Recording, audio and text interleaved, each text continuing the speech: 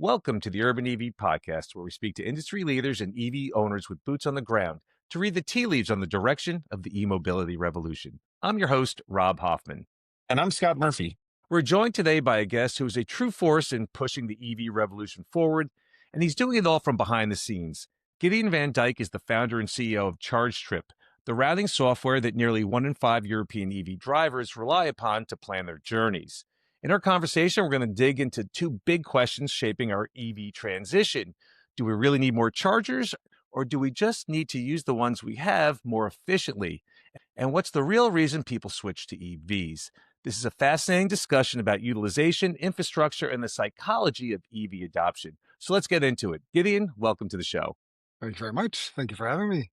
Gideon, can you talk to us about your path that led you to the founding of Chargetrip? Oh, that's always a very heated question. So I'm not sure if I'm a very typical entrepreneur. I kind of rolled into this. Like my interest is much more in energy than it is in vehicles. So I'm CEO of a company that builds models for mechanical energy to predict how vehicles consume energy. But I don't know so much about vehicles. I'm much more interested in the energy bit. So I think energy is fascinating. We're the only species that harness thermal energy, and then we were able to convert that to kinetic energy, so steam engines and whatnot. And now we need to focus on the transition to democratization of energy and also the retention of energy. And we're having a really hard time doing it efficiently. And I love working in that field. I think that's so cool. And Chargetrip is just a very small part of that chain to more renewable energy and the retention of energy. And I love working on it. But so my interest was mainly the energy part, but electric mobility and electric vehicles just play this really interesting part in the transition, because it's one of those rare moments where we get to choose what product we buy next. And we only, I think on average have, at least as Europeans, on average have 1.2 vehicles in our life. So it matters what type of vehicle we pick next. That's how we got into it. That's a big delta. All right. So you're a startup founder. What was the problem that you were trying to solve? So I think I was just being annoyed at buying into the future. So buying a future product that felt so backwards. So everything got harder about owning an electric vehicle. So it's less predictable. There's all these things that you did not expect, and it really makes it hard to adopt the technology. So it's just tricky to figure out where to charge, for example. Actually, the easiest way to understand why it's so different is you cannot rely on having a bathroom. This is always it's one of those very, very silly things, but it's such a paradigm shift. We used to get gas, have a cup of coffee, and go to the bathroom. And that's like not having that certainty that there is a bathroom or being able to buy a cup of coffee really represents this transition very well. But if you look at the things that are really annoying, it's, parking your car with 300 kilometers of range or 200 miles of range and getting in the next morning, and all of a sudden it's 150, right? That really affects how you feel about a vehicle, and it makes it just harder to adopt. And we thought, well, that's silly. We just need to solve that. We need to make it more predictable so people can rely on this technology. And when you go on a trip with your family, everyone in the vehicle feels confident, because if one person says, no, I think this is just a hassle, you're just not going to convert, right? And we want people's next vehicle to be electric. And more importantly, we want sort of the next last mile delivery and the next transport vehicles to be electric too. So there's more stuff that we need to solve, but for consumers, it's this bit. It's just, why am I buying this new vehicle, but it feels like I'm buying technology of the past, and we wanted to fix that. Okay, so you identify the problem. So how does Chargetrip go about resolving that? Yeah, so Chargetrip is pretty good at making mathematical models to predict the amount of mechanical energy a vehicle is going to need between 2 points. It sounds very technical. It's not. It's just whenever you get into an electric vehicle and you drive from A to B, that journey has a value expressed in watt hours. It has a demand for energy. You're used to mileage from a diesel or petrol car. This is just a different way of thinking about it, but you need to put electrons in a battery to get from A to B, and the better you are at predicting how many of those you need, the more you know about that journey. So, for example, do you have enough to get to that destination, or do you need to charge in between? And if you're really good at predicting how much you're going to consume based on all these outside impact variables like the weather and so on, then you can make it much more predictable for people. And you can say, well, you should stop here to charge, and then you stop here to charge. So you can actually drive from Oslo to the southern tip of Spain because you need to charge here, here, and here, and here. And it just makes it very easy for people to digest. So our core value is that we're really good at building these mathematical models, and we use loads of machine learning and telemetry data to improve those models. But then there's tools that we build on top of it just to make it easier for people to operate these vehicles. So who are you working with? Are you going directly with the OEMs, with the CPOs? Who's your core audience? So our core audience is the end driver to make it very easy for them to operate these vehicles. But our customers, we're a B2B company. So our customers are charge point operators, EMSPs, but also OEMs, leasing companies, rental agencies, and so on.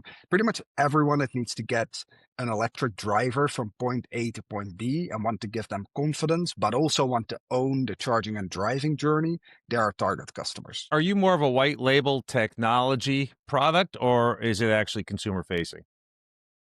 So we're B2B to C, right? So we are a B2B API that you integrate into your existing tech stack. So let's take Hertz, for example. Hertz is a rental agency. They would use our technology at point of sale to help customers figure out if their EV can take them to their holiday destination. Or let's take a CPO like Ionity or Alantra or Electra, the new French CPO. We just integrated with them. They use our technology to allow people in their application to route from A to B and figure out where to charge along the way. And so there's two values to this. There's a value for the end user, the driver, which is obviously to take away all these unpredictabilities. But then there's a core value to the charge point operator or the leasing company or the EMSP company because they now own the charging and driving journey. So they decide where you stop to charge.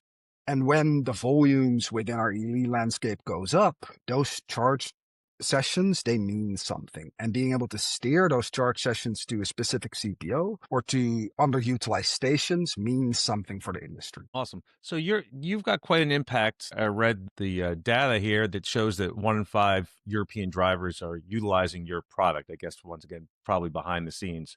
Mm. Where you go, obviously, I'm sure you'd love to get 100%, and you'd love to expand beyond Europe. Talk to us about what your situation is right now and where you're going.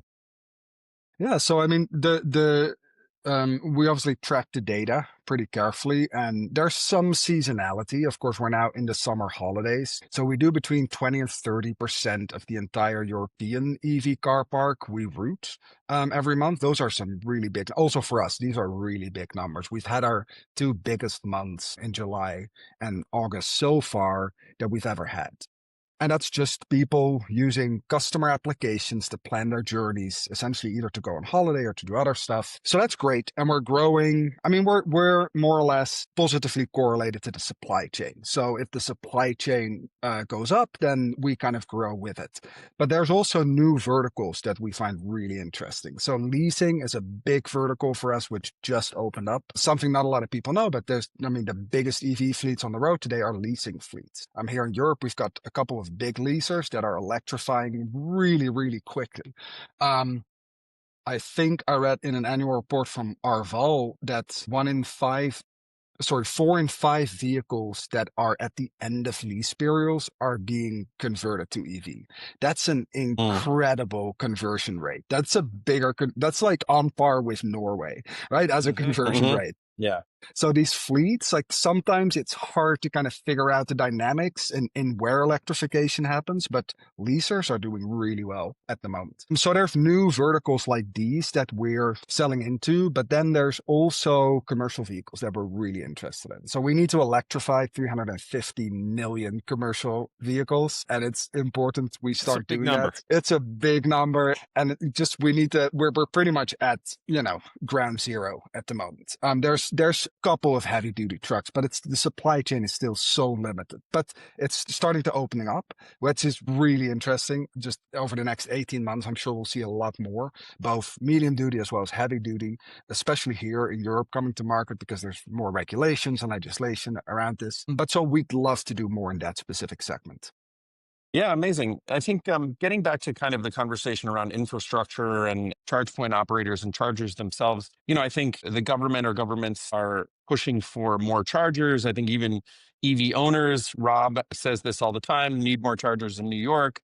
I think the question I have here is this a more chargers problem or is this a better utilization problem? Do we need to convince people there are enough chargers? You might just have to change your behavior a little bit. So, I mean, it's really depends on the region you're in. But I'd say from a European perspective, which I think is more interesting for you, given my background, I feel we've built quite a lot of infrastructure. We did really well. And there is something about how we built that infrastructure and how we financed it that is tricky. And then there's something about utilization that's tricky. So if you just look at the data, the utilization rate is very low. On average, it's between, I'd say, like 11 to 16 or 17% utilization across the board. If you'd had a hotel with those occupancy They'd be rates, closed by now. Yeah. you'd probably close it down. So there's some challenges there. And part of that is sort of we build all this infrastructure because in my opinion, we had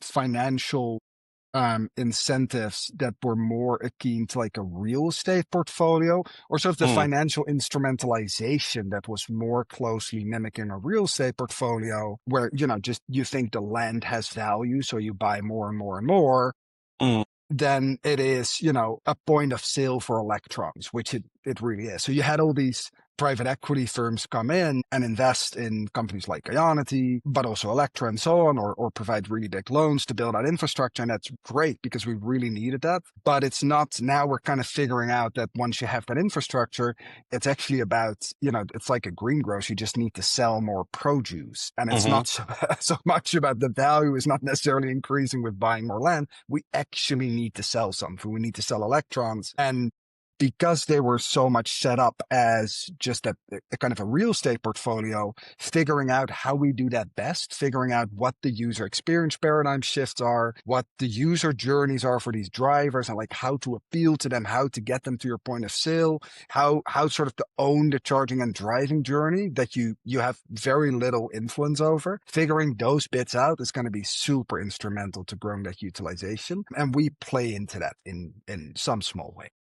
Yeah, that was going to be my next question is like, how does Chargetrip drive utilization into some of those underutilized locations? I imagine people can be a little bit resistant to kind of going out of their way to get to a charging station. But how do you guys influence that behavior and hopefully impact the bottom line of these charge point operators? Yeah, so there's loads of clever heuristics in sort of how these algorithms determine where you should stop the charge. And it's essentially a very big cost function of, energy over time, for lack of a better way of explaining it. And then there's all sort of influence from outside, like impact variables that you can tweak. So we allow customers to tweak that. It's a very flexible type of routing engine. So what you can do is if you're a charge point operator and you are integrating this routing engine, then you're able to say, well, I'd like the routes that we create, depending on sort of what our penetration is. I'd like them for this specific region to first favor CPO X, then CPO Y, and then CPO Z. And you can Mm, create these really big ranking lists within the mm, software that we then use to build these routes. And there's all sorts of considerations in there. So we don't want the ETA to go up by X%. As a driver, you will never know, but there's also sort of business rules that we tweak to make sure the route stays pretty much like you're used to in Google Maps, mm. but it favors the stations that the CPO are find underutilized. And they can do this. So they can say, well, in Germany, we want it to be X, and then in France, we want it to be Y. So that's a very flexible system. So I'm assuming, obviously, you guys are the back end powering a lot of other people's software. How do you compete in a space with like Waze and Google Maps? How do you convince people to use alternative solutions to do their routing in the first place? I think everyone's kind of default is either in Europe, it's the same. I am at, my most recent road trip, I used Google Maps. And I did have an EV, and I told it I had an EV, and it was a decent experience. Not great, but how do you then convince people, hey, alter that behavior, which is pretty ingrained in almost everybody, I imagine, at this point, to be using something more specific for their EV or maybe even for a specific CPO? That's a really good question. So we think that we are not really playing in the same space as Google Maps and Waze. They're mostly what we use them for is mapping platforms, but also navigation engines. So they're really good at doing turn by turn, much better actually than most of the IVI systems, and we're very happy using them. So what we do is purely the bit of mathematics that goes into the routing. So we'll Mm, create a route that includes charging stops, which Google won't allow you to do. It will allow you to pick some, but it won't create them for Yeah. you. And also what we do is we allow the very flexible ranking system. So for mm, a charge point operator or for an OEM that needs routes to include charge points, but also that want influence over those charge points and support it not for all personal vehicles, but also commercial vehicles, they would need to find a different vendor. And that's where we come in. So they can still take that route and then plot it on Google Maps or plot it on Here or Waze or TomTom. And we don't want to recreate that super cool piece of tech. We just want to do the bit of mathematics in the beginning. So yeah, that's the answer. Do you guys amazing. actually read the data, the navigation data from, let's just say, Google Maps, and then plan the route? Is that the way it works? It can be. So it can be that so when you say, so we offer an API that others integrate, but then Yes. let's say the customer, what they could do is they could have us calculate a route and assign ranking on that route. So let's say I just want to charge with CPO X for this specific vehicle. So for, let's say, a Volkswagen ID.4, I want to go from Amsterdam to Paris and I want to prefer this CPO. We do the calculation, then you can export that route. This is all in code, right? This is all done machine to machine.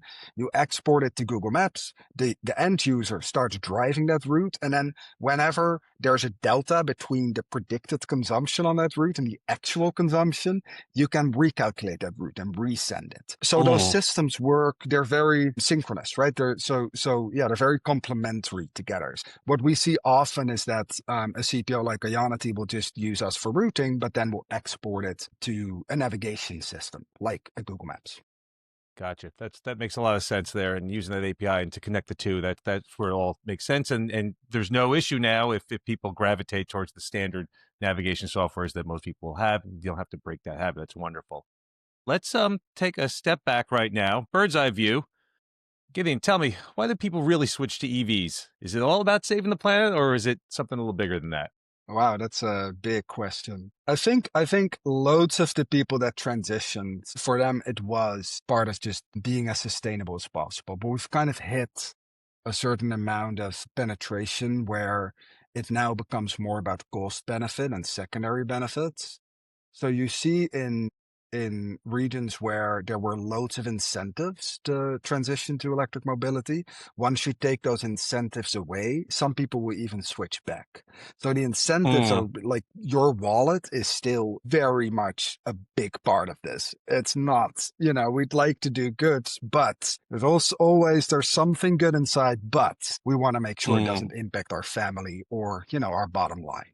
So when you see the incentives go away, that's when you see kind of people switch back. So now we're getting to a point where we want EVs to just make more sense. And they do, right? They're a great drive. They're such a nice experience to drive. In places where there's a high penetration of EVs, we can measure air quality and how it improves magnificently. So you want this for cities, you want this for where your kids live. So now we need to look at those secondary benefits that become really important. And EVs are just very, very good at those. Also for businesses. With businesses, we just need to figure out sort of what the core drivers are, the core blockers for them. Like TCO parity is a very big one, right? So if they have a comparable diesel and a comparable electric van, the moment they cost the same and they can do the same, they will go for the EV just because they all have these sustainability goals and they all have these mandates. And then there's loads of regulations which play into this, like not being able to drive within a city center using a diesel bus, which we have in loads of places here in Europe. Usually it's between time slots, but all of these things make people want to switch. We just need to take away all the little barriers to entry that prevent it. And price is always number one. But when that goes, when the efficiency of these batteries and the price per kilowatt hour, when that goes, it's just the secondary user experience things, and we can fix those. Computers are very good at fixing those. And speaking of computers, you collect a lot of data. That's, I'm sure, what you're all about. Are there any knowledge bombs, anything that you can gather from the data you've been collecting over the last several years that you can share with us? Any aha moments, or that was intriguing or different? I wasn't expecting that. I guess so. For us, an aha moment was the month of July. I remember being so happy when we did maybe 1 million drivers a year. In July, we did 2.4 million a month, just in a Wow. single month. That My was like God. that was a big. You're talking about That just was this a past July, 2025, right? yeah. I'm talking about I'm talking about Just now. Congratulations. last That's month, amazing. just now. Yeah, that was this big moment, just serving so many people. And this is not us directly; it's through all our different customers. But it's Mhm. just it's a big number, and that was a real for me personally, that was a real aha moment. It's like, hey, we're able to reach these people, and we're actually helping them in a way. Yeah, so I think there's a couple of things that kind of jump out to me that I find funny. I'm not sure how useful they are for your audience, but that I find funny. We have loads of Tesla users, which is always a very funny thing, right? Because Tesla is very vertically integrated. They've got really good software. It's great software, and they're really good at energy efficiency. Like their energy systems are amazing, and also their predictions on energy use are really good.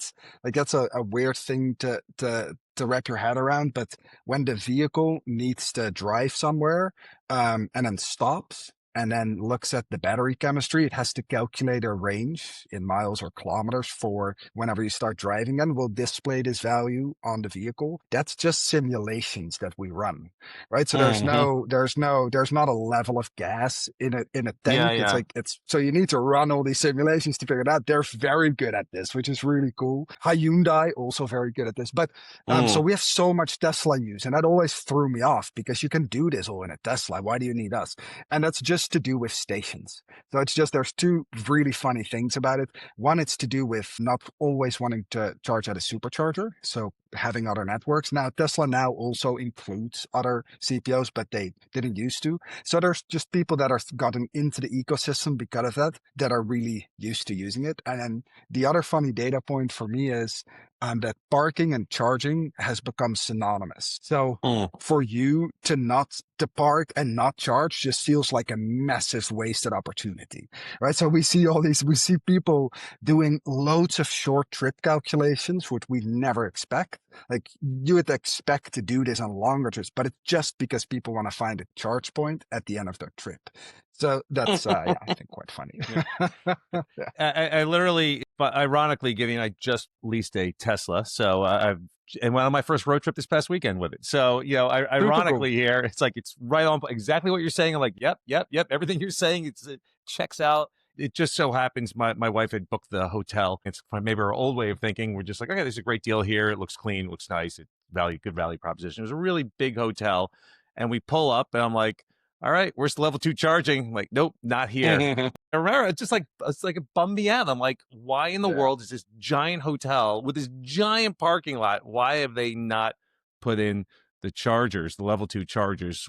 There is a shortage of hotels with charging options in the Northeast here of the United States. I know that will change, but as that continues to grow, that will absolutely be part of my game plan. Is I'm going to only stop at a hotel that has a level 2 charger, because it's just stupid for me to sit there in the car doing nothing while I'm sleeping, and then the next morning, which is exactly what I had to do, I had to pull into a supercharger, a few miles away, and then charge up. It was fine. I ate my breakfast while I did it, so it all worked out well. But yes, I could not agree more with everything you're saying here. It just felt like such a wasted opportunity. I was actually the co-founder of a last mile logistics startup in London. We were definitely no DPD, let me tell you, but we were entirely electric from the start. We used all 4D transits. We had level 2 charging in most of our Super cool. warehouses. Yeah, no, I mean, it was awesome. I think the biggest question that comes to my mind is, so let's say I'm a logistics operator like I was, and I want to integrate Chargetrip into my tech stack. What's the easiest way? Because again, that was a huge problem for us. Charging was a huge problem, even with overnight charging. You're essentially a 20-hour a day operation for us. We pretty much were running nonstop. We had to build in charging time into our routing and all of that. How are you guys helping logistics operators specifically in that B2B space maximize the efficiency of their fleets? Yeah. So there's So we kind of play a part in the whole electrification journey for commercial fleets. So if you look at my first investor deck, which is now 8 years old, it was all about dispersal of energy demand and electrifying commercial fleets. And we had this little bar. It's just like a diagram that kind of showed our position along that electrification journey, which starts all the way at I need to figure out what routes I can electrify first and what vehicles I need to buy. So how do I find a like for like battery electric vehicle? And then how do I right size the battery capacity? Because if I go to a dealer, no offense to dealers, but they'll tell me to get the biggest battery Biggest one every that you time. can get every Yeah, time, every time. which is incidentally or not incidentally the most expensive part of this vehicle. So you want to right size it, right? You want to make Yeah. sure that you buy just enough capacity for your operations, or at least within the mix of vehicles that you're gonna purchase, you want to make sure that you have, not just the biggest battery, but also some smaller batteries. So we start all the way there by simulating. So you can give us, let's say, a year worth of your tour data, Mm, and we'll simulate that, and we can do this on the fly. We have tools where you can just upload a year worth of geotap or wet fleet mm, telemetry. You just upload it, we run it on the fly, and we'll give you an overview as if that fleet were electric, right? So you can pick any interesting. electric trucks or vans available, and we'll show you exactly how they perform on those tours that you drove last year. So including Mm, all the weather variables and everything, and I will give you this overview, and then you can start make much smarter decisions. We do this also together with consultants like Deloitte. mm, For example, they use this for their customers when they go for electrification to just figure out sort of those initial steps. If you give mm, me, let's say, tours of all your trips around London, this was a UK startup, we'll be able to tell you, okay, so these are the ones you can electrify without having to ever charge on the high street. Everything can be mm. depot. This is typically the first question of a fleet owner. Is Yeah, of like, course. I want to electrify, but I want to make sure I don't need to charge on because my drivers are going to stand next to the vehicle and have a cigarette, and I'm going to pay for much higher kilowatt hour prices. So they just want to do depot. That's the first question. We simulate that. Then we simulate sort of right sizing the battery. So making sure that you don't buy sort of 200% of the capacity that you actually needed. And then we go into the phase which you just talked about, which was like, how do I make sure charging becomes part of my dispatching algorithms? And there we Mm, just integrate as an API. So for example, we do this with movers, IKEA. mm, They're probably our biggest customer when it comes to the commercial vehicle segment. And what we do is two things. One, we help them figure out how far they should charge a vehicle at the depot for the tour they're going to drive tomorrow. So you mm, can optimize the amount of vehicle you can stack at your depot, mm. because your depot doesn't have a charge station for every single vehicle. No. Doesn't have a plug tip. So you need to stagger them. And the same thing applies. Just charging everything to 100% makes no sense. You Mm-mm, should charge it to the amount you're going to need with some margin. And then during that same cheap energy price, charge another van and another one. mm-hmm. The other thing we do is when they're in operation, make sure that any tour that they do, they can actually do with, 80% capacity or whatever capacity they have. And in the unlikely case that they would need to charge, we'll recommend them charge stations along the way. So we do the same thing. But so we kind of have a different role to play during that electrification journey. But where we Mm. always want to end up is integrated in the dispatching system. Amazing. I mean, it sounds like you kind of get in early and then prove your usefulness then and then kind of continue to be a part of the journey as everyone's pushing forward. So that's amazing. Yeah, thanks. It's just slow. Yeah. Well, as you said, I mean, just coming back to why do people switch to EVs? The conversation is exactly the same when it comes to B2B. If you're an electric last mile logistics provider, nobody cares. Nobody cares about sustainability on the B2B side. The main focus is price. So if you provide a sustainable option for them, but it's more expensive, they're never going to use you. So, one of the biggest things we learned early days was you have to be price competitive with Royal Mail, with DPD, with Every, and all those guys. Otherwise, nobody's going to use you. And sustainability was always an afterthought, and it turned out to be that it was a good way to get your foot in the door. But ultimately, it comes down to price competitiveness 100%. Were you able to compete on price? We were, yeah, absolutely. Well, for a lot of reasons, we had employees versus contractors, so we were able to control costs there. And then, as you say, depot charging was a huge way we controlled costs. But then, in addition, we just didn't use that many vans. We had when I left, we I think had maybe 10, 40 transits and about 40 electric cargo bikes. So primarily for us, especially in London, last mile delivery using electric cargo bikes was a lot more efficient. I've got two really funny story about commercial vehicle electrification, which I'll Please share with share. you Please as share. interesting data points. Like I remembered, what can you see from the data? Well, two of the funniest things that we came across was one was a big postal service that bought vans, and I think Tuesday mornings for some reason are the busiest periods for a postal service. And I visited them on a Tuesday morning to just have a look at the depot. This was a couple years back, and the entire parking lot was filled with electric vans. So obviously that's a You're like, problem. It's like, what? so why, why is it filled with electric vans? It's like, do drivers not prefer them, or what's going on? So, well, we do let drivers pick the van that they're going to use that day because they're responsible for the van. And it happens that when we made this purchase agreement, we picked cargo bays that were like 1 cubic meter smaller than the diesel equivalent. And Hmm. so it means that they need to take one extra trip back to the depot to get like the last bag of mail. So, so if you then let drivers pick, they will just completely ignore the electric vans. Even had so many, Yeah, so they they had don't like care. 40 of them that were just not being used. And the other funny thing is, like, we had this supermarket chain that electrified, and they purchased 40 or 50 of these. I think they were like last mile delivery vans, but because of the battery, they're super heavy. So Hmm. all the drivers needed to actually get a different driver license to be able to operate these vehicles just because of the It's weight different restriction. class. Yeah. These are sort of, and I always tell these stories because they're just, this is the kind of stuff you're going to run into during electrification.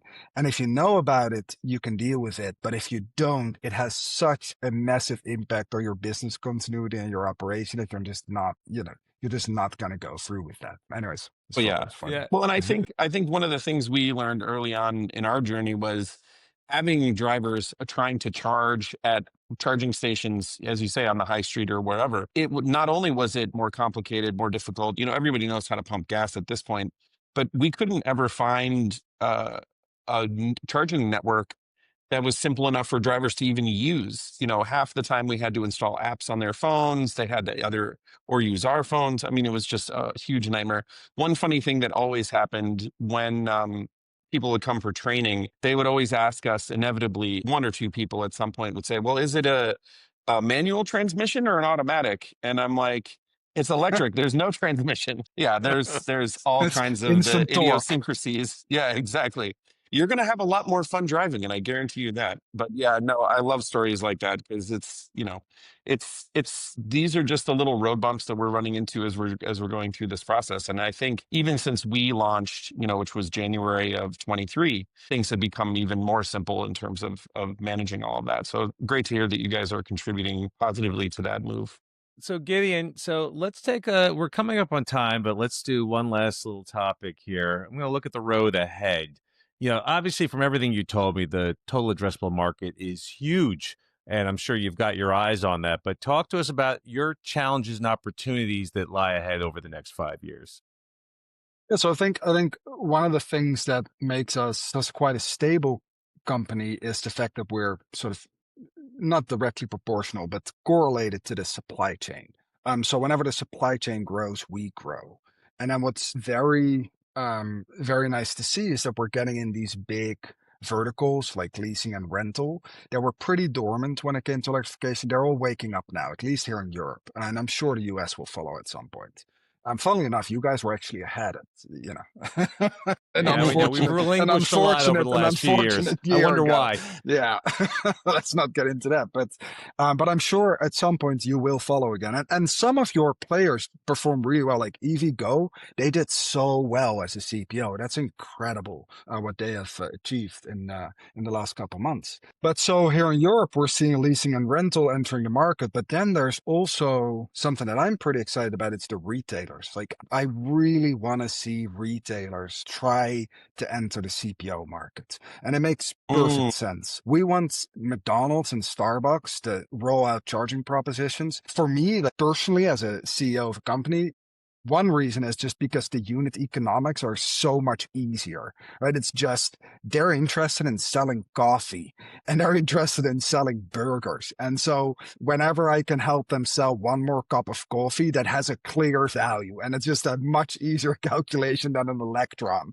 right? But so, and I also think that because they're so incentivized to sort of just get people in the door, they really understand these supplemental revenue streams much better than a pure play. So they just see it as an amenity. Like, if we can put a charging station here and if we can drive foot traffic, and the fact that this is such high value dwell time because people are literally doing nothing, like, they can go in and get coffee, right? So there's this big crossover between, coffee drinkers and EV drivers, like, with every single segment. So that makes perfect sense for me. And we're starting to see it. We're starting to see it here in Europe. We're starting, like, Tank und Rast and Starbucks. We're starting to see them roll out charging propositions, but it's still very early days. So I'm really excited about that. And I'd love the role we could potentially play there, just directing the traffic there. I also think it's great for the EV driver, right? Because it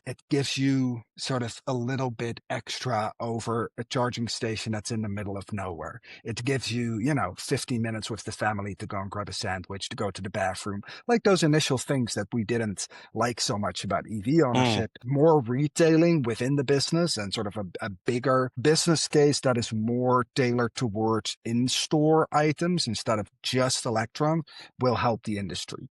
And then next to that, it's the rollout of all these new heavy duty vehicles. Like, I'm so excited for that. Like, we finally, the problem with the batteries is the weight. It's just so heavy. So it makes a really heavy truck, makes it just very inefficient compared to, a delivery van or smaller vehicles. It's just, at scale, that battery is so heavy, it really impacts efficiency. But we're getting to a point where that's less of a problem.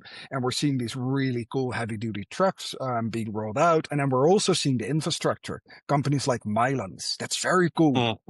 Probably really hard from a financial perspective to keep that going, but just so cool that we now have these heavy duty truck chargers out there that you can use. So I'm really excited for that, because it's that, it's that part of our lives which has such a massive impact on the environment, and that we need to electrify sort of at the, the end of that. And I'm quite excited for it. Yeah, and it's funny, looking at Europe from my perspective here in the United States, we all know what's going on over here. I'm looking at Europe, I'm looking at China. I know China's deploying these megawatt chargers all over the place right now. They're really leaning in. I almost feel like China first, Europe second, then maybe someday over here. I think that's the way it's going to work.